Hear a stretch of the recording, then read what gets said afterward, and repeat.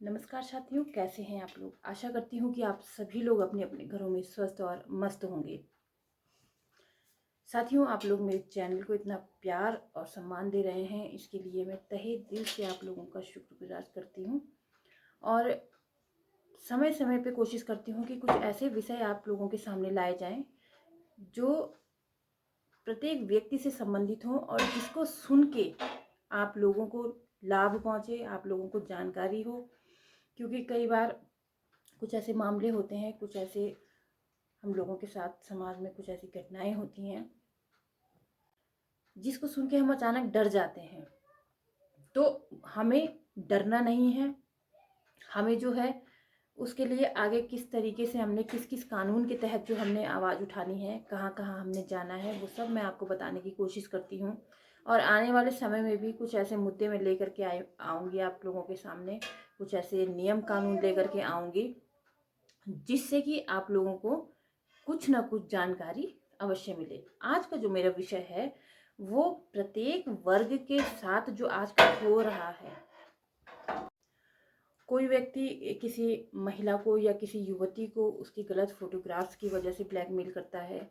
कोई हमारे घर की कुछ ऐसी बातें जान लेता है जो कि समाज में आनी नहीं चाहिए।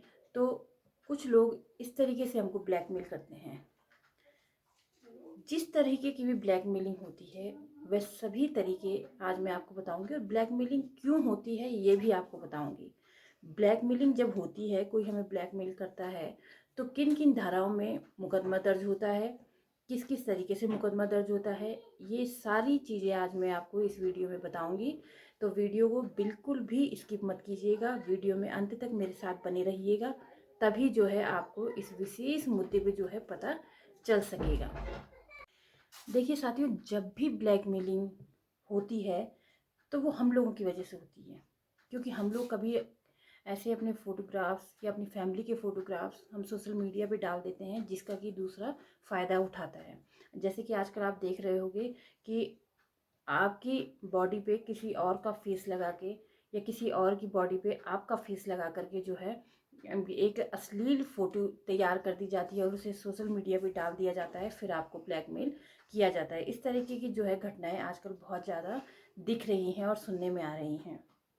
तो जब भी ऐसा हो आपके साथ कि किसी भी बात को लेकर के आपको यदि ब्लैकमेल किया जाए, तो आप सबसे पहली गलती करते हैं कि आप किसी को बताते नहीं हैं इस चीज़ के बारे में। चाहे वो हमारी बहनें हैं या हमारे भाई हैं या हमारी माताएं हैं, कोई भी है, तो आपने ये गलती नहीं करनी है। मैं आपको सबसे पहले ये कहूँगी कि कभी भी अगर आपको ब्लैकमेलिंग के दौर से आपको गुजरना पड़ रहा है, तो आप सबसे पहले इसके बारे में अपने घर में अपने परिजनों से, अपने दोस्तों से इस चीज़ का जिक्र कीजिए, इस चीज़ का डिस्कस कीजिए कि कोई व्यक्ति आपको ब्लैकमेल कर रहा है और किस चीज़ के लिए कर रहा है, उसमें आपकी कोई गलती नहीं है। ये सारी बातें सबसे पहले अपने परिजनों के साथ जो है ज़रूर डिस्कस कीजिए।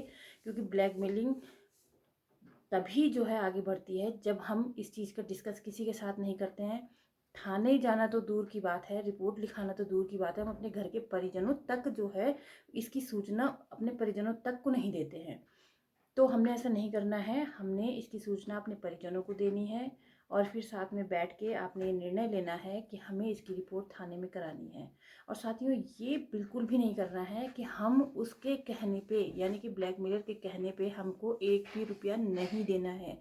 अगर आप ये सोचें कि अगर हम ब्लैकमेलर को पैसे दे देते हैं या जो भी वो कह रहा है वो हम कर देते हैं तो उसके बाद वो ब्लैकमेलिंग नहीं करेगा, ऐसा कुछ भी नहीं होने वाला है। वो आपकी कमजोरी पकड़ लेगा और वो आपको एक बार पैसे मांगेगा, दो बार पैसे मांगेगा, उसको आदत हो जाएगी और आप ब्लैकमेल होते ही चले जाएंगे। तो आपसे रिक्वेस्ट करूंगी कि जब भी आप जो है कोई आपको कॉल करे, आपको ब्लैकमेल करे किसी भी तरीके, किसी भी विषय के से संबंधित, तो आप जो है इसकी सूचना अपने घर में दें, अपने परिजनों से डिस्कस करें। और उसके बाद आपने दूसरा स्टेप उठाना है कि उस ब्लैकमेलर की जो है रिपोर्ट थाने में दर्ज जरूर कराएं। देखिए, जब भी आपको कोई ब्लैकमेलर फ़ोन करता है तो आईपीसी की धारा 292 और 293 यानी कि 292 और 293 के तहत जो है उसके खिलाफ जो है आप रिपोर्ट लिखा सकते हैं। आईपीसी की धारा 293 और 292 के तहत आप उसे रिपोर्ट कर सकते हैं। इस धाराओं में क्या क्या होता है कि आपका जो भी पर्सनल फोटोग्राफ है वो यदि किसी ने सोशल मीडिया में पब्लिश कर दिया है तो ये ऐसा करना अपराध है, जो कि इन धाराओं के अंतर्गत आता है। उसके बाद साथियों, यदि कोई ब्लैकमेलर किसी नाबालिग को ब्लैकमेल करता है तो आप जो है पॉक्सो एक्ट के अंतर्गत भी जो है उसके खिलाफ रिपोर्ट दर्ज कर सकते हैं। ये बहुत बड़ा अपराध है कि आप किसी नाबालिग को जो है ब्लैकमेल कर रहे हैं। तो दूसरी बात तो क्या हुई, पहली बात तो आप आईपीसी की धारा 293 और 292 के तहत जो है रिपोर्ट दर्ज कर सकते हैं। दूसरी, यदि ब्लैकमेलर किसी नाबालिग को ब्लैकमेल कर रहा है तो आप पॉक्सो एक्ट के तहत जो है उसके खिलाफ रिपोर्ट दर्ज करा सकते हैं। और आईटी एक्ट के तहत जो है 66 और 67 के तहत भी जो है मुकदमा आप उस पर दर्ज करा सकते हैं, उस पर एफआईआर दर्ज करा सकते हैं।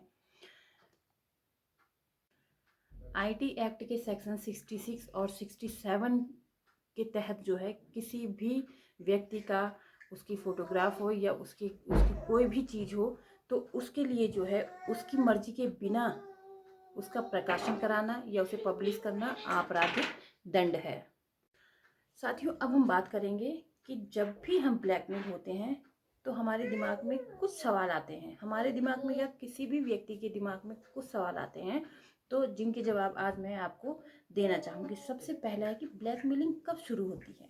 तो साथियों, जब भी हमारा कुछ पर्सनल या कुछ अश्लील या कुछ ऐसा जो किसी के सामने नहीं आना चाहिए वो जब किसी के हाथ लग जाता है तब वो आदमी हमें ब्लैकमेल करने लग जाता है। आप देखा होगा आप लोगों ने, अगर हम कहीं पे बैठ के कुछ ऐसी बातें चर्चा में करते हैं जो कि हमें नहीं करनी चाहिए और कभी जो है दूसरा आदमी उसको सुन लेता है तो वो आदमी हमें छोटे से उसके लिए ब्लैकमेल करता है कि तूने उस थर्ड पर्सन के लिए ऐसा कहा है, तो अगर तू मेरी बात नहीं मानेगा तो मैं जो है उसको ये शिकायत कर दूंगा जा करके।